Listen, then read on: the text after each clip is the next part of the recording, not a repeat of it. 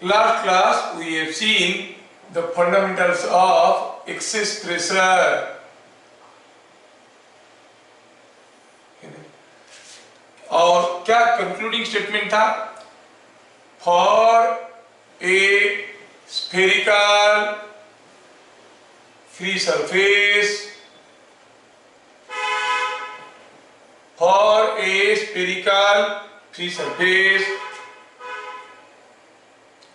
ठीक है, the excess pressure is nothing but pressure inside minus pressure outside is given by n into 2t by r. N is number of free surfaces involved, which is 1 for a drop of liquid, which was 2 for a bubble in air, which was again 1 for a bubble inside liquid.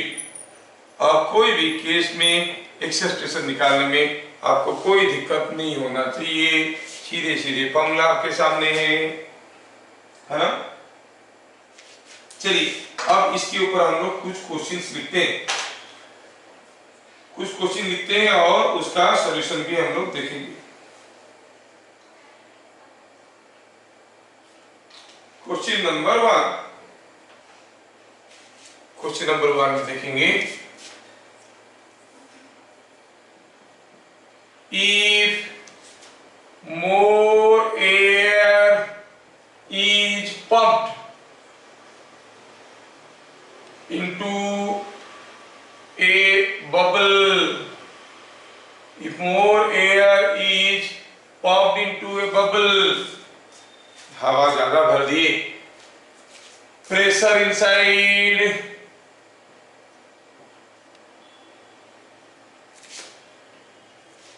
will increase or decrease,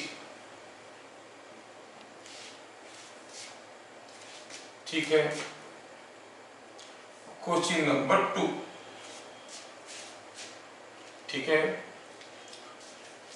question number 2 में ये है, if some positive charge is given to a bubble, pressure inside will increase or decrease, increase or decrease। अगर थोड़ा सा charge दे देते हैं, सब charge में उसके बारे में कुछ बोले नहीं फंडामेंटल से टू, ठीक है। पॉइंट नंबर 3, क्वेश्चन नंबर 3, तो थोड़ा इसका स्क्रीनशॉट ले लेते हैं, फिर इसको मिटा दूंगा तो मैं यहाँ पे करूंगा। अभी क्वेश्चन नंबर 1 हो गया, 2 हो गया, अब लिखेंगे question number 3। Question number 3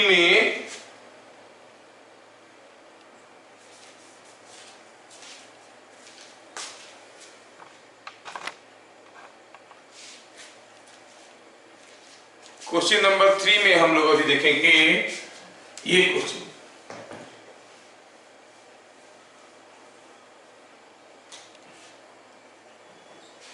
A small bubble flying in air, हवा में उड़ता हुआ, in air, seats on a big bubble, choose correct figure, छोटा बबल बड़ा बबल के ऊपर बैठ गया। ऑप्शन ए दिया है, ए से ये है बड़ा बबल, ऊपर बैठा है छोटा बबल, है ना, छोटा बबल बड़ा बबल के ऊपर बैठा है। दूसरे केस में ये है बड़ा बबल, इसके ऊपर बैठा है छोटा bubble. Must be able to notice the difference. और तीसरे केस में क्या हो गया, तीसरे केस में हो गया सी, ये बड़ा बबल, इसके ऊपर बैठा है छोटा बबल और ये region flat. You see the difference in the three figures. यहाँ पर रीजन फ्लैट है, ये ऐसा टेढ़ा है ना अंदर की तरफ, ये बाहर की तरफ ऐसा है। ठीक है, आपको बताना है कि कौन सा फिगर करेक्ट है। Question number 4, a big bubble and A small bubble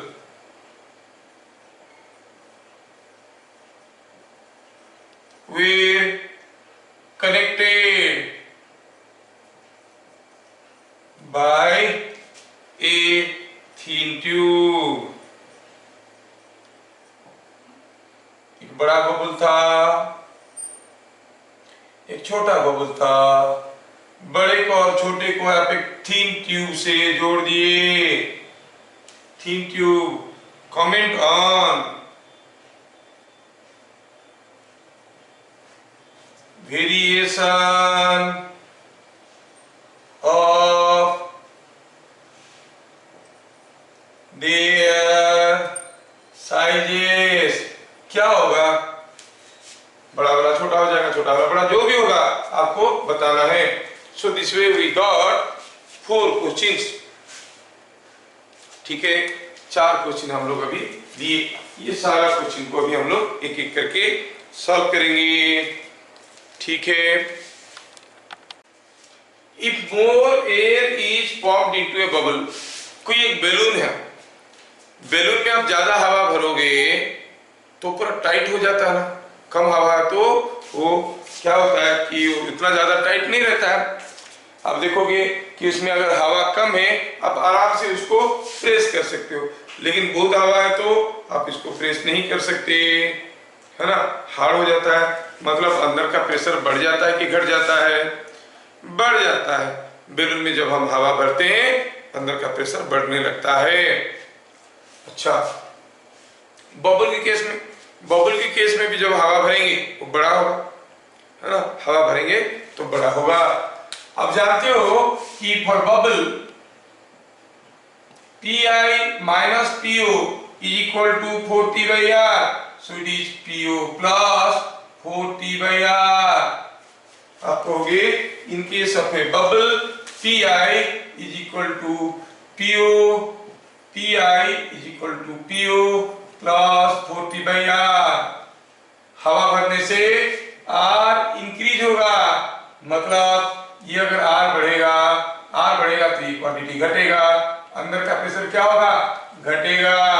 so pressure inside will decrease. जब आप बबल में हवा भरोगे अंदर का प्रेशर घटने लगेगा। समझ में आ गया सबको। दूसरा क्वेश्चन नंबर 2, कोई एक बबल था, आपने क्या किया, इसको कुछ चार्ज दे दिया, पॉजिटिव चार्ज दे दिया, हर जगह positive positive positive positive positive ऐसे करके चार्ज दे दिया। जैसे चार्ज दे दिया अब होगा क्या, you know like charges repel each other, so they will repel each other. As a result क्या हो जाएगा, ये बबल थोड़ा बड़ा हो जाएगा, because charges started repelling. Charges repel करने लगे एक दूसरे को, ये इसको इधर रिपेल कर रहा है, ये इसको इधर रिपेल कर रहा है, ये इसको इधर रिपेल कर रहा है, सब एक दूसरे को रिपेल करने लगे तो बबल बड़ा होके बुबालो बन जाएगा। अब क्या होगा, प्रेशर आपका जानते हो कि आप रेडियस बढ़ने से प्रेशर इनसाइड क्या हो जाएगा, वही लॉजिक है। R increases implies pressure inside decreases, क्योंकि जब चार्ज देंगे आर बढ़ जाएगा तो प्रेशर घट जाएगा। These are all very popular questions. अगर समझ में आ गया तो बताओ, इंस्टेड ऑफ पॉजिटिव चार्ज अगर मैं कुछ नेगेटिव चार्ज दे दिया होता तो, नेगेटिव चार्ज दे दिया होता तो क्या होता आंसर? अरे लाइक चार्ज अरेंज तो रिपल्शन होगा ही होगा, सेम होता, प्रेशर वुड हैव ये इसी केस में भी डिक्रीज करता। पॉजिटिव चार्ज हो या नेगेटिव चार्ज हो, डिक्रीज करेगा ही करेगा। अच्छा, ये वाला क्वेश्चन को देखिए, छोटा बबल उड़ते हुए आया, बड़ा बबल के ऊपर बैठ गया, बन गया एक तो double bubble. Now for this double bubble सोचो कौन सा फिगर करेक्ट है? क्या आप में से कोई अपना दिमाग लगाएगा? एबीसी में से कौन सा होगा? फंडामेंटल था, सोचो। Yes yes yes yes yes yes yes, ये 1 है, ये 2 है, ये 1 है, ये 2 है, ये 1 है, ये 2 है। किसके अंदर प्रेशर ज्यादा है? Pi under 1 is more then pi under 2। Pi inside 1 is pi more than pi inside 2, क्योंकि जितना छोटा रेडियस उतना ज्यादा प्रेशर। ज्यादा प्रेशर हुआ इसके अंदर, ज्यादा प्रेशर हुआ तो जो कॉमन सरफेस रहेगा that will be concave towards the high pressure region. Whenever there is a pressure difference on two sides of a stretchable membrane, the concave surface faces high pressure region. मतलब इन दोनों के बीच में जो common surface है वो high pressure को concave होगा, लेकिन ये तो लो प्रेशर की तरफ कनकेव हुआ है, ये नहीं हो सकता।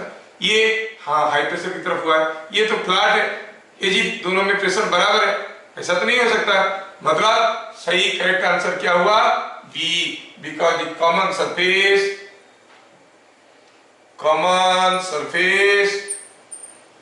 पहला क्लास में बताए थे, शुरू में बताए थे, क्विक सिलेंडर के अंदर एक स्क्रीन लेके बताए थे, P1 अगर P2 से ज्यादा हुआ स्क्रीन ऐसा शेप का हो जाता था, ठीक है ना। Common surface is concave to high pressure, ये हाई प्रेशर की तरफ कनकेव हो जाएगा। अब क्वेश्चन नंबर 4, क्वेश्चन नंबर 4 का आंसर आपको बताना है। ये सिलसिला जारी रहेगा, अभी बहुत सारा क्वेश्चन करना है हमें। क्वेश्चन नंबर 4 का आंसर बताइए, क्वेश्चन नंबर 4 का आंसर बताइए क्या होगा? छोटा बड़ा हो जाएगा और एक वाला सेम रहेगा साइज। यस, देखा कितना फटाफट गलत आंसर बता दिया है। चलो सोचते हैं, कोई बताया सुश्रुत पढ़ना कि छोटा वाला बड़ा हो जाएगा, बड़ा वाला छोटा हो जाएगा, या अपना साइड में रहेगा। पहले सोचो क्वेश्चन नंबर 4 का सॉल्यूशन टू नंबर 4, किसके अंदर प्रेशर ज्यादा है? Pressure inside smaller bubble is more.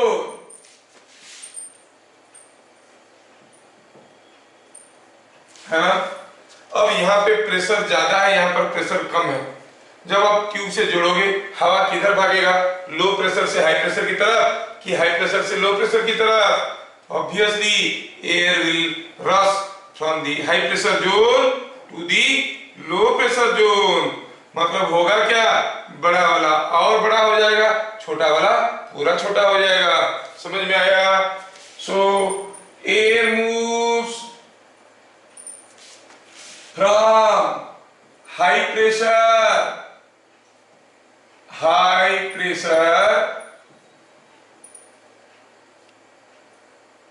to low pressure।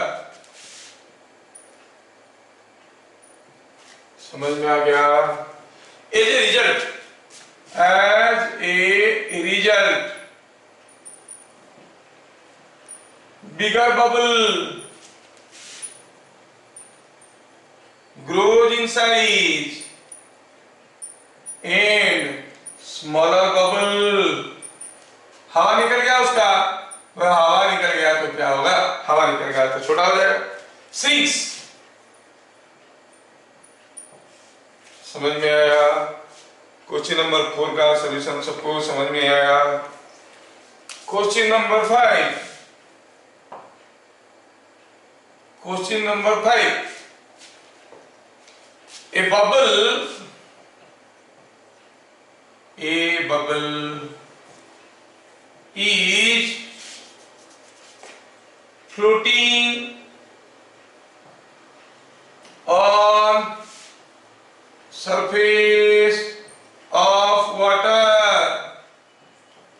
Choose correct figure.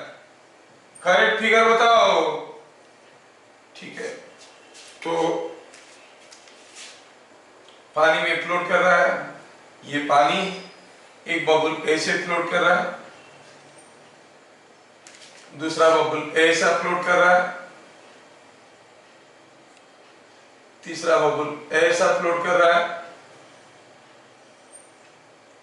Out of A B C which one is correct? Out of A, B, C, which one is correct? ठीक है। Question number 6. Question number 6, ये पानी है, नीचे पानी है, पानी है, पानी है, ऐसा। Question number 6. A bubble is rising up inside water, ऊपर चढ़ रहा है। What will be its shape? इसका शेप क्या होगा? ठीक है, What will be its shape? कोई बबल चढ़ रहा है तो नंबर वे में बबल बबली बन जाएगा? नहीं, बबल वैसे ही गोलाकार रहेगा? नहीं, बबल थोड़ा गुबालो बन जाएगा, या फिर बबल कुछ ऐसा बन जाएगा? आपको सोच के बताना है। जब ये बबल चढ़ रहा है उसका शेप आपको कैसे दिखेगा? ठीक है, क्वेश्चन नंबर 4 का तो सॉल्यूशन हम लोग देख चुके हैं। क्वेश्चन नंबर 4 को मैं मिटाया यहाँ पे। Now you are given question number 5 and question number 6। Question number 7,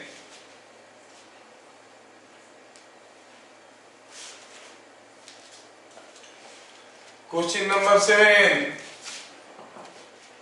a small bubble of radius r, radius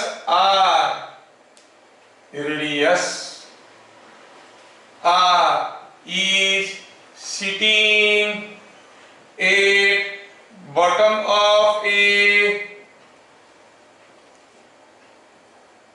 water tank where depth of water is h.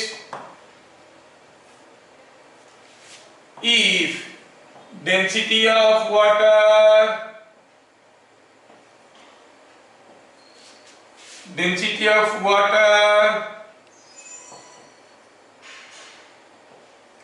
is D and surface tension is T, find pressure inside the bubble, bubble के अंदर pressure क्या होगा? Question number 7। तो शुरू करेंगे हम लोग question number 5 से। आप लोगों को थोड़ा मन लगा के सोचना है, यू कैन डू। थोड़ा सा सोचोगे तो बन जाएगा, फटाफट तो मालूम है।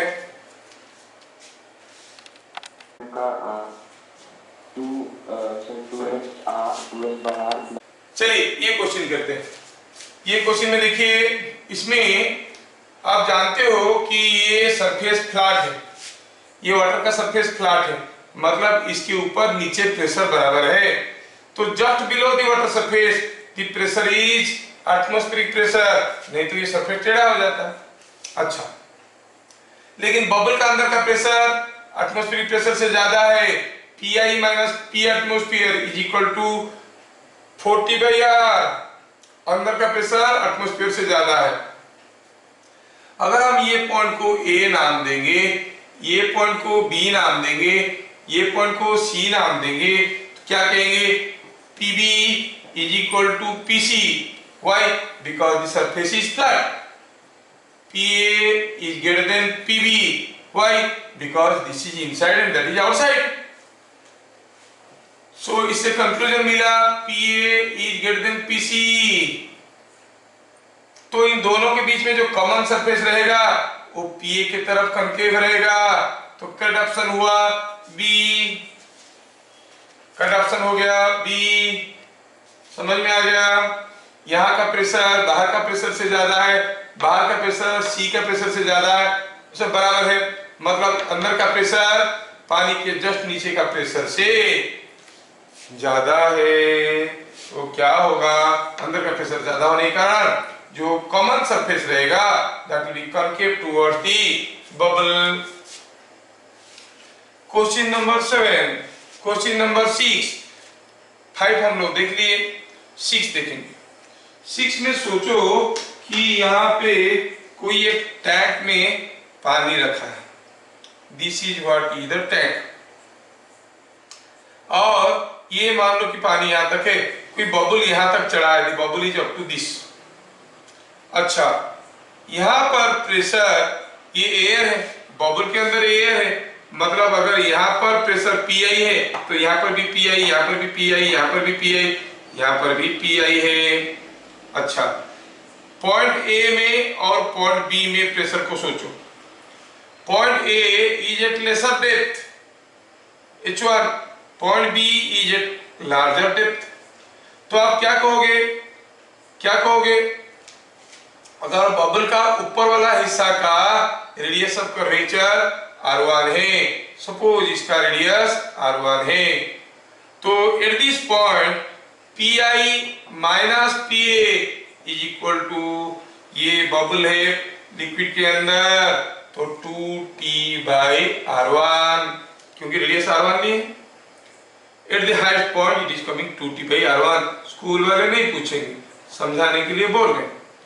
सिमिलरली नीचे मान लो इसका रेडियस R2 है, ये रेडियस निचला हिस्सा में R2 है, तो आप क्या कहोगे, यहाँ पे प्रेशर डिफरेंस कितना है, PI minus PB is equal to कितना होगा, वही 2T बाई R1 और R2। बट PA क्या है, यहाँ का प्रेशर, PB क्या है, यहाँ का प्रेशर, यहाँ का प्रेशर क्या है, ρgH1 प्लस एटमॉस्फेरिक प्रेशर, यहाँ पर प्रेशर क्या है, ρgH2 plus atmospheric pressure. B एक ग्रेटर डेप्थ में है, B ज्यादा डेप्थ में है, तो हमें तो मालूम है कि PB is greater than PA। ये भी समझ में आ गया। तीन चीज को देखे तो क्या समझ में आया, कंक्लूजन, कंक्लूजन ये आया, कंक्लूजन ये आया, अगर PB बड़ा है, PB बड़ा है, ये क्वांटिटी छोटा है, ये क्वांटिटी छोटा है, मतलब R2 बड़ा है, इसका मतलब R2 is greater than R1। अब सोचो, ऊपर का रेडियस कम रहेगा, नीचे का रेडियस ज्यादा रहेगा, शेप कैसा होगा, शेप कुछ ऐसा होगा। ऊपर का रेडियस कम रहेगा, नीचे का रेडियस ज्यादा रहेगा, शेप कुछ कैसा होगा, शेप कुछ ऐसा होगा। करेक्ट आंसर हो गया डी। ठीक है, थोड़ा दिमाग पर जोर लगाना था, आप लोग लगा नहीं पाए, तो थोड़ा डिफिकल्ट क्वेश्चन था, स्कूल वाले तो नहीं पूछेंगे, डोंट वरी, ये हम लोग अभी कर चुके हैं। नंबर 5 का आंसर कर चुके हैं, नंबर 6 का आंसर कर चुके हैं, अब नंबर 7 का करेंगे। ठीक है, नंबर 7 में क्या दिया है, थोड़ा ध्यान से देखो तो, दिया है कि एक स्मॉल बबल है, वो भी पानी के अंदर है, और पूछा है कितना डेप्थ में है, H डेप्थ में है। अगर वो H डेप्थ में है तो क्या होगा, प्रेशर इनसाइड दी बबल। ठीक ठीक, ये कोई एक बबल है ऐसा, यहाँ पर कोई एक बबल है, और यहाँ से कितना डेप्थ में है, H डेप्थ में है। मान लो ये पॉइंट A है, ये पॉइंट B है। आप जानते हो कि PB minus PA is equal to, how many free surfaces are there, only 2 free surfaces. Bubble को थोड़ा बड़ा कर देता हूं ताकि आपको दिखेगा। ये अंदर का प्रेशर बी है, अंदर का पॉइंट बी है, बाहर का पॉइंट ए है। हमें क्या पूछा गया? प्रेशर इनसाइड द बबल, मतलब पीवी पूछा गया। Now PV minus PA is equal to 2T by R, because there is only one free surface। Bubble सोच के 40 by R मत कर लेना। क्या मतलब मिला इसे? PV is equal to 2T by R plus PA। PA क्या है? यहाँ का प्रेशर क्लास 10 में पढ़े। अगर इसका डेंसिटी D है, ये इतना प्रेशर क्या होगा? DGH plus plus plus atmospheric pressure. तो क्या हो जाएगा? It will be equal to 2T by R plus DGH plus atmospheric pressure. ये हो गया आपका आंसर। ठीक है, atmospheric pressure DGH plus 2T by R हो गया प्रेशर एट B। सो क्या मिल गया? Pressure at B is equal to 2T by R plus DGH plus atmospheric pressure. ठीक है ना? मैंने सबका वैल्यू डाल दिया। So this is what is coming out to be the answer. ठीक है, तो हम लोग क्वेश्चन नंबर 5, 6, 7 का आंसर अभी देख लिए। क्वेश्चन नंबर 8 में मैं थोड़ा सा कुछ बदलाव लाता हूं।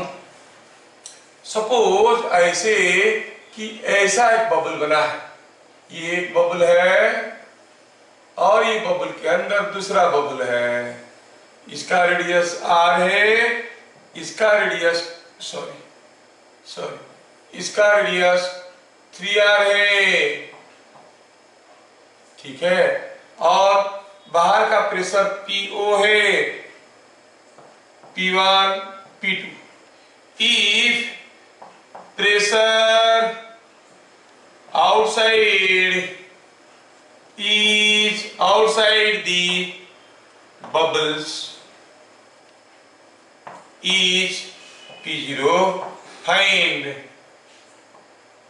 P1 and P2 given surface tension is T, surface tension T है।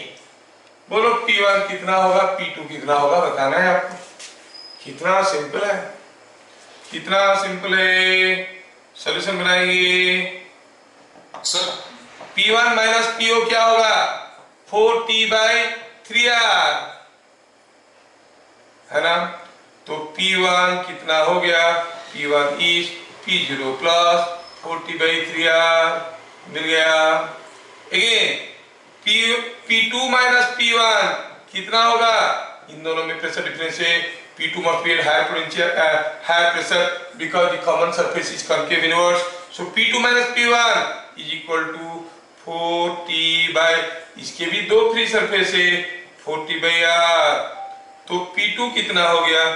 P1 plus 4T by R, जबकि P1 आपको मालूम है, तो मिलेगा P0 plus 4T by 3R plus 4T by R। कितना सिंपल है ना? पूरा simple simple, very simple question. एकदम दिमाग लगाने की जरूरत नहीं, बिना दिमाग वाले बद दिमाग वाले भी कर सकते हैं। कितना आसान क्वेश्चन है देखो। अब क्वेश्चन में थोड़ा गड़बड़ पैदा करते हैं। Number 9, A small bubble of radius R, small r, sits on a big bubble of radius capital R.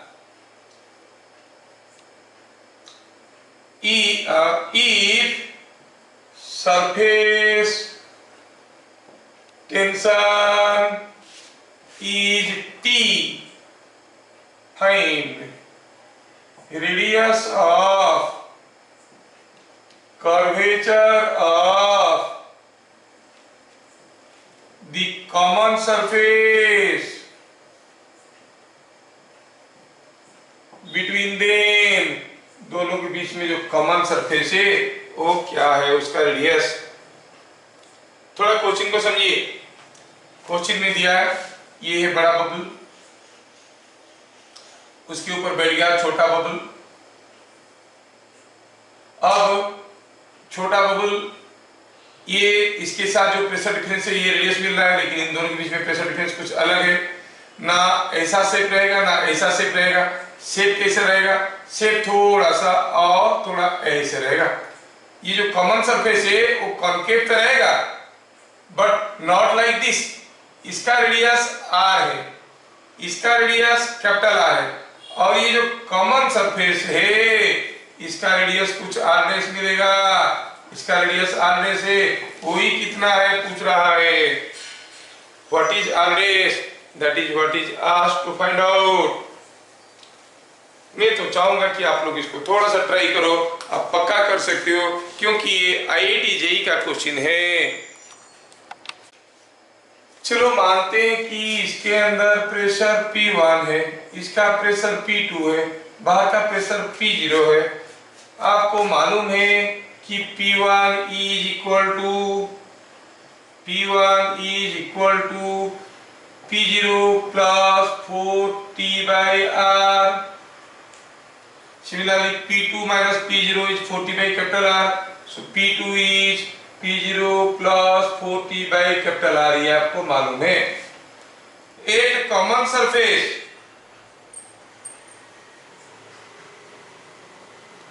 यहाँ पे what is the pressure difference? What is more? P1 is more. तो आप कहोगे P1 माइनस P2, ये भी तो spherical surface है, कितना होगा? 4T/R dash. अब P1 माइनस P2 निकालो, दिस माइनस दिस करो, ये दोनों कैंसिल हो जाएंगे। This minus this, that is 4T/R minus 4T/R is equal to 4T/R dash. क्या मिला? 1/R dash is equal to 1/r minus 1/R। हाँ, अगर हम सिंप्लीफाई करना चाहेंगे तो R डेश का वैल्यू आएगा R minus R by RR, R minus R by RR ऐसे आएगा। No, it will be coming, solve करेंगे तो मिलेगा R डेश का value will be R by R minus R. So the common radius will be capital R into small r by capital R minus small r. ठीक है, समझ में आ गया। हम देखेंगे अगर किसी एक थीन ट्यूब को, किसी एक थीन पाइप को किसी लिक्विड में डुबाएंगे तो हो सकता है कि लिक्विड इसमें चढ़ जाएगा ऊपर, या फिर ट्यूब के अंदर वो गिर जाएगा नीचे। The liquid may rise, may fall। ठीक है, दोनों फेनोमेनन को कहते हैं capillarity.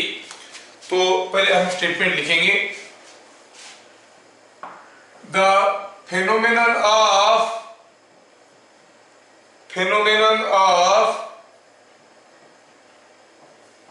rise or fall of liquid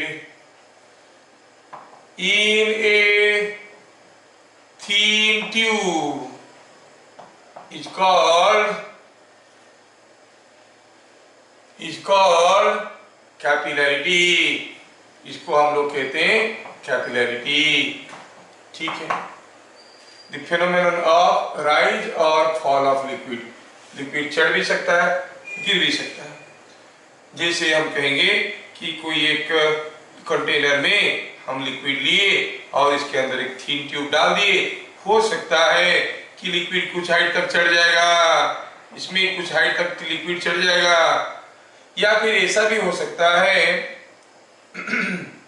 ऐसा भी हो सकता है कि कोई एक थीन ट्यूब को किसी लिक्विड में डाले और पता चला कि लिक्विड तो बाहर यहाँ तक था लेकिन अंदर लिक्विड का लेवल कम हो गया है। ये दोनों फेनोमेनन को कहते हैं कैपिलरिटी। ठीक है, हियर क्या दिखाया गया है?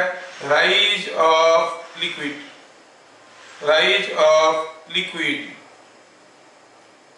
ठीक है, इसमें क्या है? It is fall of liquid. चलो हम देखते हैं अभी क्यों ऐसे होता है, और वो भी थीन ट्यूब में होता है।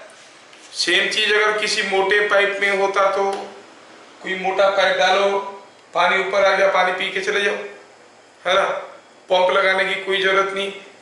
ये तो होता है थीन ट्यूब में। थीन मतलब कितना थीन, हेयर थीन, ठीक है, जिसका डायमीटर कितना रहेगा पता मालूम है, डायमीटर विल बी 0.5 मिलीमीटर, हाँ 0.2 मिलीमीटर, उतना थीन अगर ट्यूब रहेगा तो ये इफेक्ट आपको दिखाई देगा। चलिए पॉइंट नंबर 2 में देखते हैं, कोई लिक्विड किसी ट्यूब में राइज कब करेगा, और राइजिंग ऑफ लिक्विड के बारे में कुछ इंपॉर्टेंट पॉइंट्स देखेंगे। सपोज मैं थीन ट्यूब को समझाने के लिए थोड़ा मोटा ट्यूब बना दिया हूं, ये मोटा ट्यूब लगा दिया हूं ताकि आपको दिखेगा लिक्विड इसमें चढ़ रहा है, लिक्विड इसमें चढ़ रहा है। राइज ऑफ लिक्विड, इसके बारे में इंपॉर्टेंट पॉइंट्स देखेंगे। पहला हुआ कि सोचो यहां पर ये लिक्विड, मान लो कि लिक्विड पहले तो यहां तक भर गया, तो यहां वाला लिक्विड को ऊपर वाले जो मॉलिक्यूल से, किसका, ट्यूब के मॉलिक्यूल से वो खींचेंगे।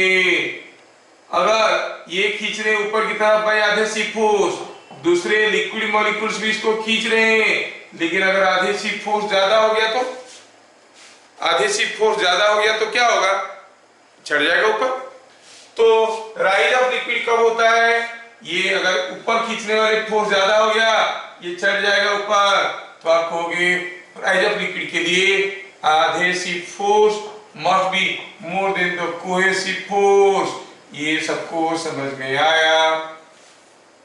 अच्छा, जब एडहेसिव फोर्स कोहेसिव फोर्स से ज्यादा होता है, we have seen what happens to angle of contact, angle of contact, ठीक है, ये हो जाएगा less than 90 degree, will be less than 90 degree. अच्छा, लेस देन 90 डिग्री हो जाएगा। एंगल ऑफ कॉन्टैक्ट अगर लेस देन 90 डिग्री हो जाएगा तो सोचो जो लिक्विड ऊपर चढ़ेगा, ये लिक्विड मान लो यहां तक चढ़ चुका है, ये लिक्विड का जो ऊपर वाला शेप है जिसको हम कहते हैं मिनिस्कस, उसका शेप कैसे रहेगा, 1 2 3 कैसे रहेगा।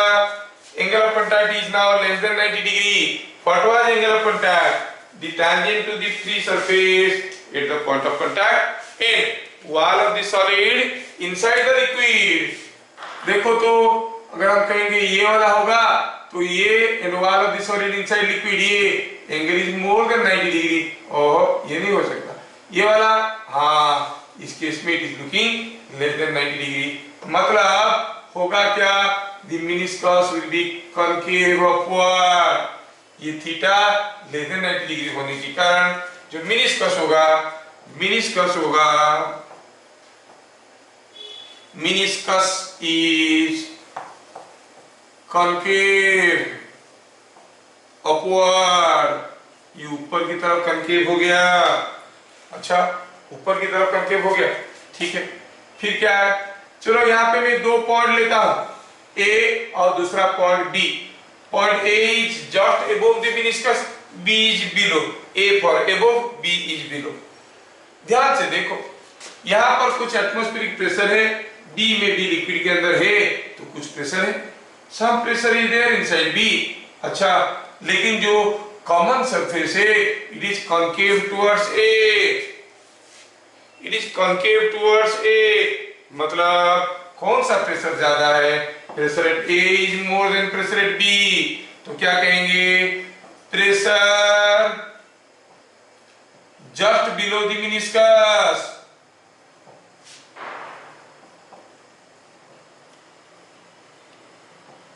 meniscus is less than atmospheric pressure, क्योंकि P क्या है, atmospheric pressure है, खुले में बैठा है वो, ठीक है। pressure is just less than, pressure just below the meniscus is less than atmospheric pressure। तो ये सारा चीज आ गया, अगर लिक्विड राइज कर रहा है ये सारा फेनोमेनन दिखाएगा। The converse is also true, liquid कब राइज करेगा, लिक्विड तो तब राइज करेगा when angle of contact adhesive force is more than cohesive force और angle of contact is less than 90 degree. तो आप कहो कि लिक्विड राइज कर रहा है तो ये होगा, फिर अगर ये है तो वो होगा, एक दूसरे के और कंटेम्परेटिव है, दोनों एक दूसरे को मतलब कोई एक रीजन है दूसरा उसका इफेक्ट है। Angle of contact less than 90 हुआ मतलब adhesive force is more than cohesive force, liquid will rise। तो राइज ऑफ लिक्विड होगा कब, जब ये होता है कि angle of contact is less than 90 degree. इसका बेस्ट एग्जांपल हुआ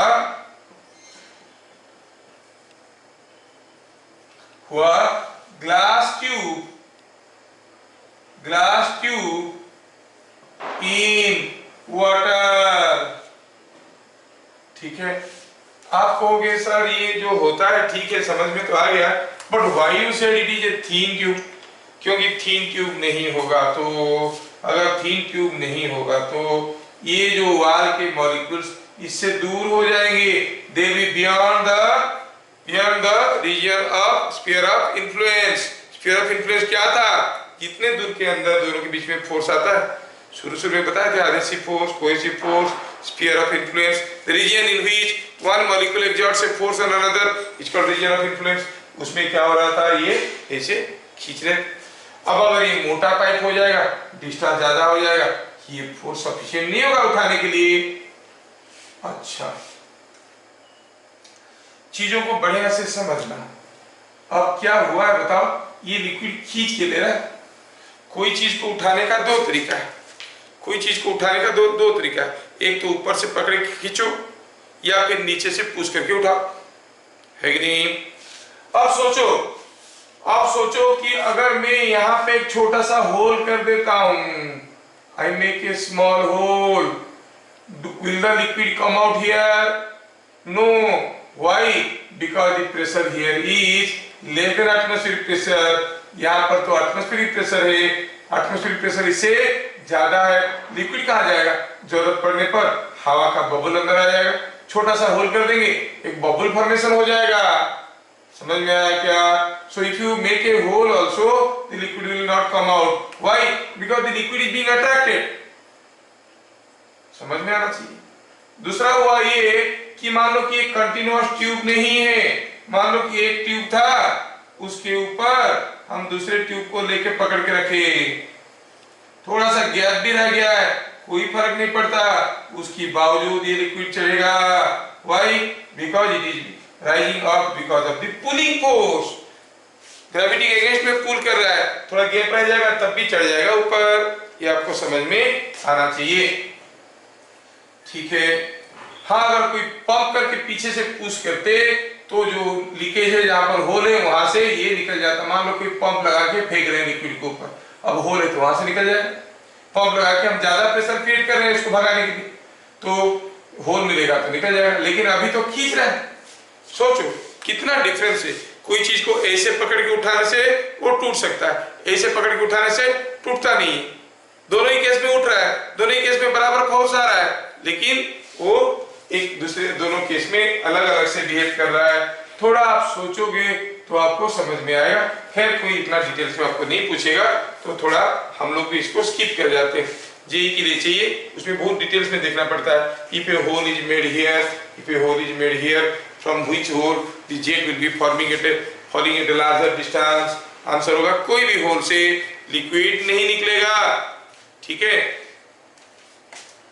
और अगर मान लो कि बात कुछ ऐसा हुआ कि ये लिक्विड यहां तक तो चढ़ गया, अब मैं क्या करता हूं, ये ट्यूब को यहां से काट दिया, suppose I cut it from here, तो क्या आपको लगता है कि ये लिक्विड ट्यूब यहां तक चढ़ गया था? लिक्विड ये ट्यूब ऐसे था, अब मैं ट्यूब को यहां से काट दिया, अब हाल कैसा है? हाल ऐसा है कि ट्यूब सिर्फ यहां तक है और ऊपर नहीं है।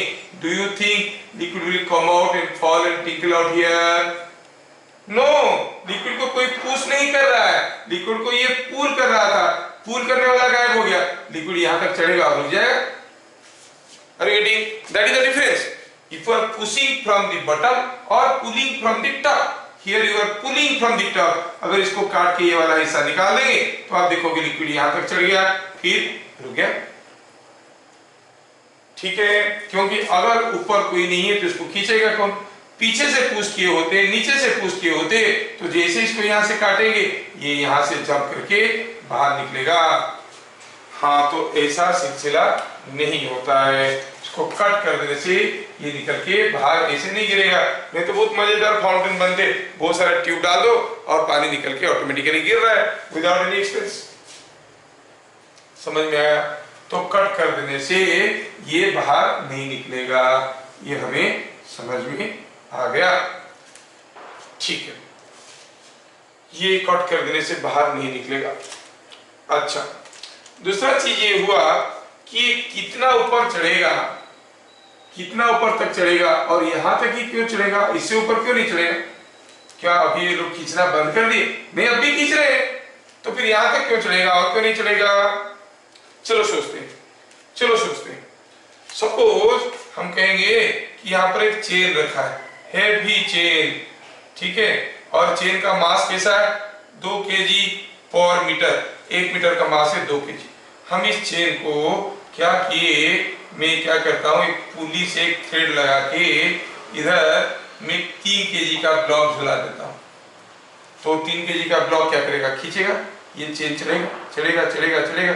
लेकिन जब झूलता हुआ चेन का वजन, झूलता हुआ चेन का मास 3 kg हो जाएगा और चलेगा क्या? नहीं, दोनों तरफ बराबर हो गया। एग्जैक्टली द सेम वे, जब ये आधे सी फोर्स इसको खींच रहे हैं, लिक्विड तो चढ़ रहा है लेकिन साथ में अपनी अड़ोस पड़ोस रिलेशंस को लेके जा रहा है। ये पानी जो चढ़ रहा है, ये जो लिक्विड चढ़ रहा है, इसका वेट भी तो बढ़ रहा है। जब ये खींचने वाले फोर्स इस वेट के साथ बराबर हो जाएंगे, प्रोसेस विल स्टॉप, कुछ दूर तक चढ़ेगा, वहीं पे रुकेगा। ये सब लॉजिकली आपको समझ में आना बहुत जरूरी है। ठीक है, तो हमें समझ में आ गया। फोटो ले लेते हैं इसका। तो हमें समझ में आ गया कि कैपिलरी राइज में हो क्या रहा है। राइज ऑफ कैपिलरिटी में जब लिक्विड राइज हो रहा है, we see all these effects are being observed। ठीक है,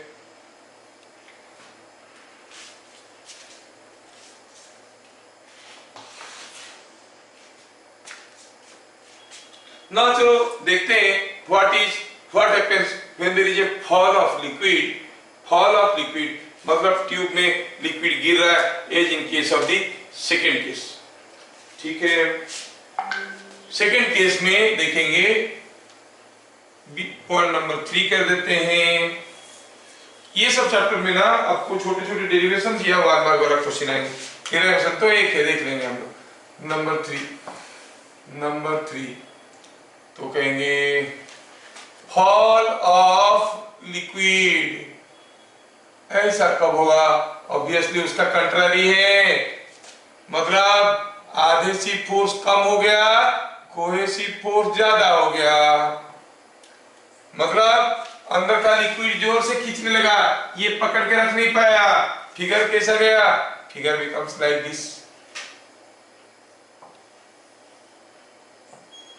लिक्विड नीचे आ गया है, यहां पर आ गया है ना, लिक्विड ऐसे आ गया है, नीचे आ गया है। अच्छा, तो बताओ थीटा क्या है यहाँ पे? Theta is more than 90 degree. अच्छा, तो फिर मेनिस्कस कैसे होगा? Theta is more than 90 degree. Hopefully you understand. It will look like this. The meniscus will be concave downwards because if you draw a tangent and this is the angle of contact. So आप क्या कहोगे? Meniscus is concave downward.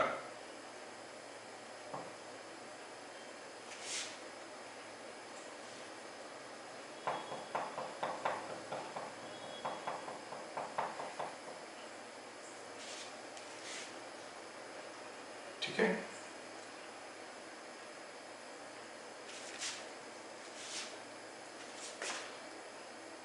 फिर अब अगर ये बात है, अब सोचो प्रेशर बिलो एंड प्रेशर ऊपर।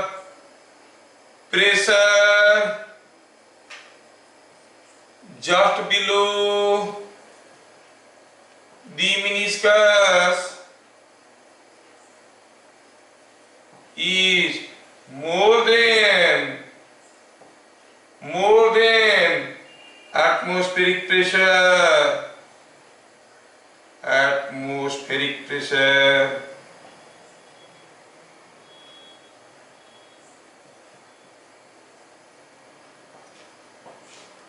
ठीक है, is more than the atmospheric pressure. और एग्जाम्पल क्या हुआ इसका? ऐसा कब होता है आप जानते हो? ग्लास ट्यूब इन मरकुरी, ग्लास ट्यूब को अगर मरकुरी में डुबाओगे आप देखोगे ये चला गया नीचे। कौन? मरकुरी कुछ हद तक नीचे चला गया। ये जो फेनोमेनन है इसको कहते हैं कैपिलरी फेनोमेनन और कैपिलरिटी। अब हमें निकालना ये है कि चढ़ेगा तो कितना चढ़ेगा, चढ़ेगा तो कितना चढ़ेगा। चलिए सोचते हैं और निकालने की कोशिश करते हैं। Calculation of rise in capillary, calculation of rise in capillary.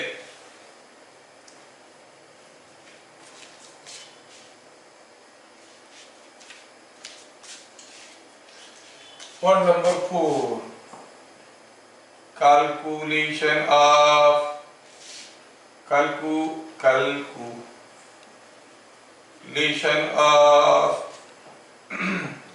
rise in capillarity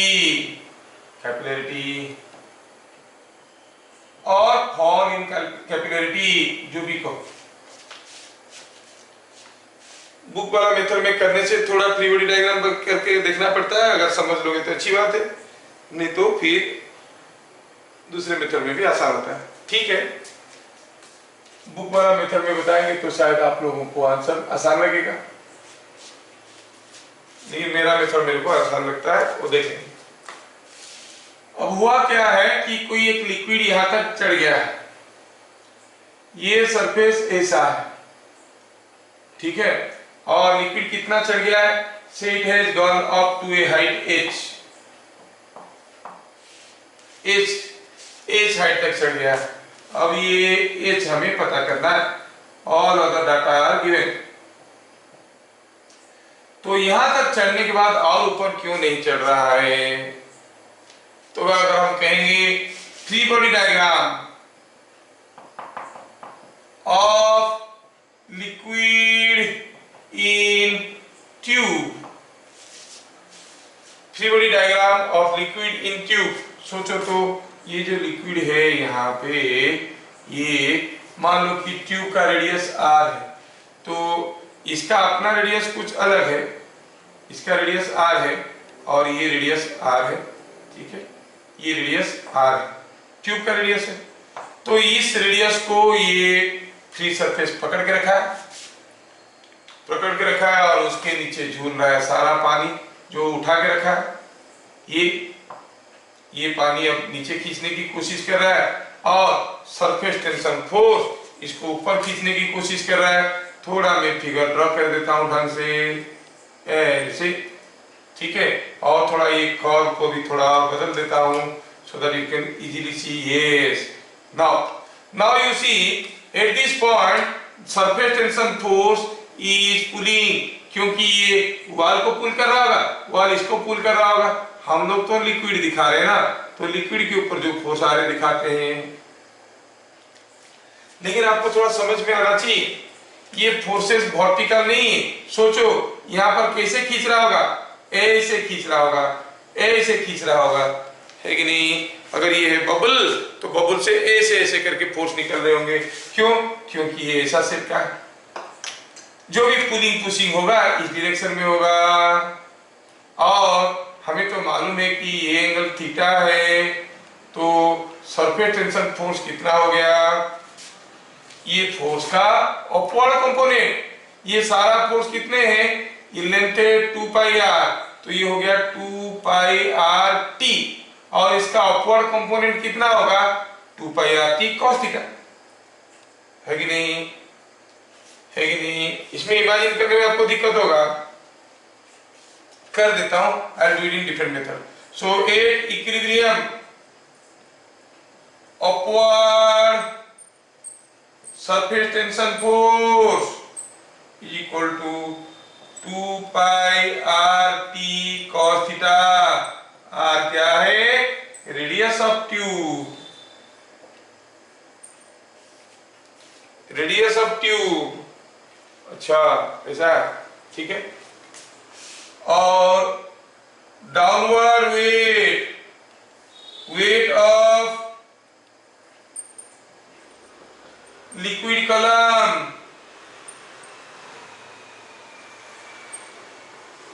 is equal to कितना है?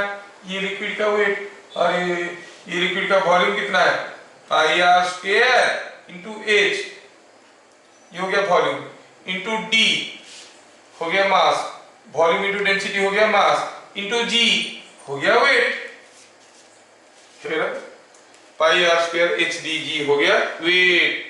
ऊपर खींचने वाली फोर्स हुआ 2 pi R T cos theta, है ना, सारा फोर्स का अपवर्ड कंपोनेंट हो गया 2 pi R T cos theta, और उसका वेट कितना हो गया जो कि नीचे की तरफ है? किसका वेट? जो चढ़ गया है उसी को तो पकड़ के रखा है। कितना है? Pi r square h d g. तो एट इक्विलिब्रियम क्या कहेंगे इसको? This force must be equal to this force. तो हम कहेंगे कि at equilibrium 2 pi R T cos theta must be equal to pi r square h d g, pi r square h d g. शायद आपको imagine करने में थोड़ा सा दिक्कत हो रहा होगा, आपकी दुख दर्द में समझ पा रहा हूं। I tell you very easier method, फिर तो देखोगे बहुत मजा आ जाएगा। तो इसमें मैं ये बताना चाहता हूं कि एट इक्विलिब्रियम 2 पाई आर, यहां क्या निकालना था? Weight weight weight weight of liquid column is equal to weight of liquid column is equal to surface tension force। कितना सरफेस है? कितना तो फ्री सरफेस था? एक ही फ्री सरफेस था, अंदर तो पानी भरा हुआ था, और कितना लेंथ में कांटेक्ट में था? 2 पाई आर लेंथ में कांटेक्ट में था। सो वेट हो गया pi r square h d g is equal to 2 pi R T cos theta. थोड़ा मारपीट करिए, एच निकालिए, मिलेगा 2 t cos theta by r square 2 t cos theta r d g, 2 t cos theta by r d g. ये हो गया हमारा capillary rise, जिसमें डी क्या है? डेंसिटी ऑफ लिक्विड, लिक्विड का डेंसिटी है, और थीटा क्या है? Angle of contact.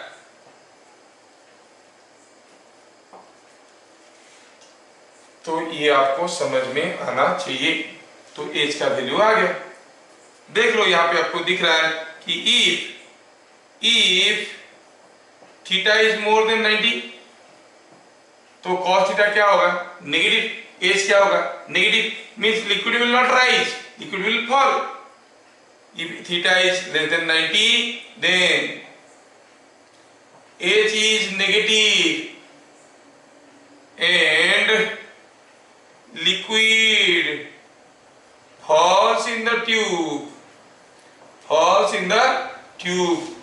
हाँ ठीक है, और सब तो ठीक दिख रहा है, लेकिन ये समझ में बढ़िया से नहीं आ रहा है, क्योंकि 3D फिगर बना के दिखाने में थोड़ा मुश्किल होगा। मैं आपको बता सकता हूँ, लेकिन दोबारा दूसरा मेथड में भी कर दूंगा आप चाहोगे तो। जैसे ये जो ऊपर वाला कप है वो ऐसा है, तो जो फोर्स आ रहा होगा कैसे आ रहा होगा? ऐसे ऐसे आ रहा होगा ना। तो ये फोर्स का ये कंपोनेंट, ये फोर्स का ये कंपोनेंट, ये फोर्स का ये कंपोनेंट, सबका अपवर्ड कंपोनेंट को जोड़ेंगे, that must be equal to weight. और वो कितना एंगल कर रहे हैं यहाँ पे? What angle they are making here? They are making some angle theta. Why? Because this angle is also theta. ये थीटा है तो ये भी थीटा है। 2 pi R T cos theta, सबका अपवर्ड कंपोनेंट जोड़ देंगे तो 2 pi R T cos theta हो जाएगा। ठीक है। तो ऐसे करके मिल गया हमें कैपिलरी राइज का फॉर्मूला।